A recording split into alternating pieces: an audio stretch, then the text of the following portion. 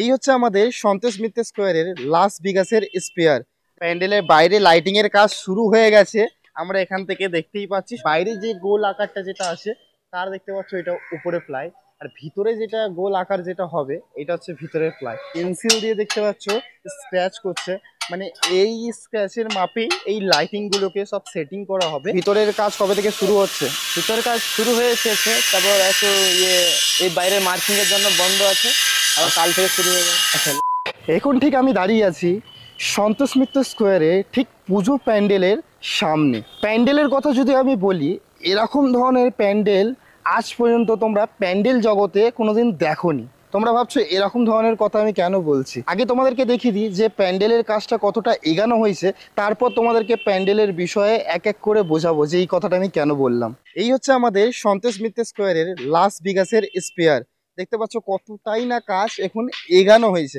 আগের বার যখন এসেছিলাম শুধু প্যান্ডেলের যেই বাঁশের যে টেক্সচারটা সেইটা হয়েছিল, আর এই টাইমে প্যান্ডেলের দেখতে পাচ্ছ পুরো প্লাই যেটা আছে সেটা মারা হয়েছে, তারপরে প্লাইয়ের মধ্যে যে কালার করা হয়েছে দেখতে পাচ্ছ, আর তার সাথে এখানে লাইটিংও দেখতে পাচ্ছ অনেকটা সেটিং করার কাজ শুরু হয়ে গেছে। এক এক করে সব তোমাদেরকে বলবো, তার আগে তোমাদেরকে আমি বলে দিই, তোমাদেরকে আমি বলেছি যে প্যান্ডেলের জগতে এরকম প্যান্ডেল তোমরা আগে কখনো দেখোনি, সেই কারণটা তোমাদেরকে আগে বলে দিই। তোমরা সকলেই জানো যে সন্তোষ মিত্র স্কোয়ারের এই বছর যেই থিমটা হচ্ছে সেইটা হচ্ছে আমেরিকার লাস ভেগাসের একটা অডিটোরিয়াম আছে যার নাম স্পেয়ার বলে। লাইটিং একটা বল টাইপের, সেই লাইটিং বলটা সন্তোষ মিত্র স্কোয়ারে বানানো হচ্ছে। যা তা লাইটিং না, এটা হচ্ছে 11D লাইটিং এই প্যান্ডেলের মধ্যে করা হচ্ছে। তোমরা ভাবছো 11D লাইটিং করা হচ্ছে, এর মধ্যে বড় কথাটা কি জিনিস তোমাদেরকে বলে দিই। 11D যে লাইটিংটা যেটা করা হচ্ছে সন্তোষ মিত্র স্কোয়ারে, সেটা হচ্ছে দেখো বাইরের সাইডে যে বলটা তোমরা দেখতে পাচ্ছ এরকম, তো এই বলটা পুরোটাই লাইটিং হবে। আর একটা ভিতরেও একটা এরকম বল করা হয়েছে, পুরোটাই লাইটিং ভিতরেও হবে। নর্মাল লাইটিং দেখো বাইরে একটা জ্বলছে সেইটা ভিতরে জ্বলছে, সেরকম না। দেখো বাইরে যে লাইটিংটা জ্বলবে সেইটা হচ্ছে, ফোনে তোমরা নানান রকমের ইমোজি দেখেছো, সেই ইমোজিটা এই প্যান্ডেলটার বাইরের সাইডে হবে। আর ভিতরের সাইডে যদি আমরা দেখি, যেরকম আমরা মহালয়া দেখেছি মা দুর্গা কিভাবে আমাদের অসুরকে বধ করে, সেই ধরনের প্রজেক্টর ভিতরে চলবে। মানে দু রকম এখানে প্রজেক্টরকে চালানো হবে একই প্যান্ডেলের মধ্যে। বুঝতেই পারছো এরকম ধরনের তোমরা কি প্যান্ডেল দেখেছো কোনোদিন? তো সেই জিনিসটা এই বছর সন্তোষ মিত্র স্কোয়ার করে তুলেছে। দেখতে পাচ্ছ এখন ঝালাইয়ের যে কাজটা দাদারা করছে, অনেকটাই বাঁশের যে টেক্সচারের কাজটা অনেকটা খুলে দিয়েছে, তোমরা দেখে বুঝতে পারছো। প্যান্ডেলের সামনে থেকে তোমরা পুরোপুরি দেখতেই পাচ্ছ যে প্যান্ডেলের কাজটা কতটাই না এগানো হয়েছে। 80% এখানে কমপ্লিট হয়ে গেছে প্যান্ডেলের কাজ, আমরা এখান থেকে দেখতেই পাচ্ছি। 11D যে লাইটিংটা সে তারও কাজ দেখতে পাচ্ছি আমি সামনে শুরু হয়ে গেছে। বাঁশের যে টেক্সচারটা সামনে দেখতে পাচ্ছ, এটা আস্তে আস্তে খুলবে তখনই, যে এই যে লাইটিংটা আছে এই লাইটিংটা পুরোটা যখন লাগানো হয়ে যাবে তখন এই বাঁশের টেক্সচারটা খুলবে। তো সামনে থেকে তোমাদেরকে দেখাই যে লাইটিংটা কিরকম হচ্ছে। এটা হচ্ছে সেটিং করার একটা ক্লিপ, এটা বসানো হয়েছে তার উপরে। এই হচ্ছে আসল লাইটিংটা, মানে এই এরকম ধরনের লাইটিংটা পুরো প্যান্ডেলে হবে। দেখতে পাচ্ছ এখন শুধু এতটা কাজ হয়েছে, মানে লাইটিং এর দেখে বুঝতেই পারছো। তো প্যান্ডেলের বাইরে লাইটিং এর কাজ শুরু হয়ে গেছে, আমরা এখান থেকে দেখতেই পাচ্ছি সন্তোষ মিত্র স্কোয়ারে। এই হচ্ছে সামনে যে দেখতে পাচ্ছ প্লাইটা, দেখতে পাচ্ছ আগে এরকম ধরনের মানে যে নর্মাল যে প্লাই হয় সেই প্লাইটা লাগানো হয়েছিল, তার উপরে কালার করা হয়েছে। দেখতে পাচ্ছ যে নিচের দিকে কালার হয়নি, দেখেই বুঝতে পারছো যে কালার করেছে প্লাইয়ের মধ্যে। এখানে দেখতে পাচ্ছ সব দাদারা এখানে যে পেন্সিল দিয়ে দেখতে পাচ্ছ স্ক্র্যাচ করছে, মানে এই স্ক্র্যাচের মাপেই এই লাইটিং গুলোকে সব সেটিং করা হবে। তার জন্য দেখতে পাচ্ছ পেন্সিল দিয়ে দেখতে পাচ্ছ সেই মাপের যে ডিজাইনটা এখন করা হচ্ছে। সবকিছু হাতেই দেখতে পাচ্ছ করা কাজ, তোমরা দেখেই বুঝতে পারছো। নমস্কার দাদা, কেমন আছো? না, ভালো আছি। আচ্ছা, একটু তোমার একটু পরিচয়টা একটু দাও। অজয় সিংহ, আচ্ছা, মেদিনীপুরে বাড়ি। আচ্ছা, প্যান্ডেলে এখন কতটা কাজ হয়েছে আর কতটা বাকি এই বিষয় নিয়ে যদি একটু বলো। বর্তমান চলছে, যতটা দেখতে পাচ্ছ কাজ হয়েছে। আচ্ছা, টাইম লাগবে। ও ভিতরের কাজ কবে থেকে শুরু হচ্ছে? ভিতরের কাজ শুরু হয়েছে, তারপর একটু এই বাইরের মার্কিং এর জন্য বন্ধ আছে, আর কাল থেকে শুরু হয়ে যাবে। আচ্ছা, লাইটিংটা এটা কারা সেটিং করছে? লাইটিং এর লোক আলাদা আছে। আচ্ছা, লাইটিং এর লোক আলাদা আছে। এখন এইটা কি করছে, এখন কাটছে কেন এই ইয়েটা? এটা হচ্ছে ডেটো বেরোবে, বেসটা যেটা বলে। আচ্ছা আচ্ছা, বেসটা বেরোবে। আচ্ছা, তো মানে বাইরে যে এই সব যে টেক্সচারটা আছে এগুলো বাঁশের, এগুলো সব খুলে দেওয়া হবে নাকি? এগুলো খুলে দেওয়া হবে, শুধু লাইটিং এর শুধু থাকবে? আচ্ছা, কাজ করার জন্য বাঁধা রয়েছে।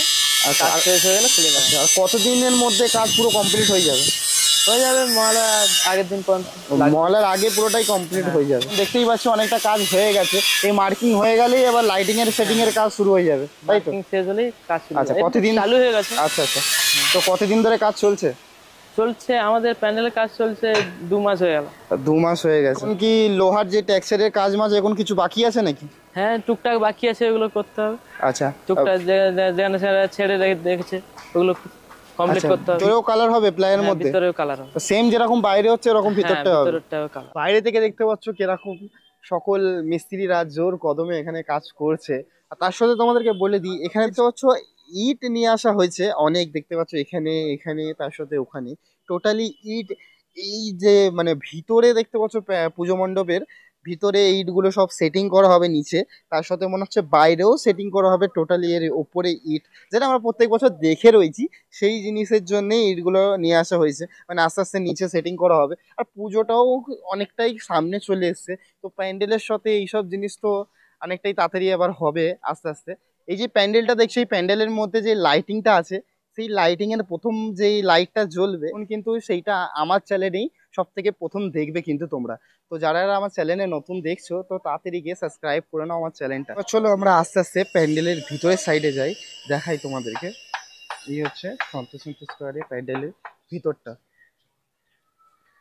বাইরে যে গোল আকারটা যেটা আছে তার দেখতে পাচ্ছ এটা উপরে প্লাই, আর ভিতরে যেটা গোল আকার যেটা হবে এটা হচ্ছে ভিতরের প্লাই। তোমাদেরকে বলছি 2 রকম এখানে প্রজেক্টরের লাইটিং করা হবে।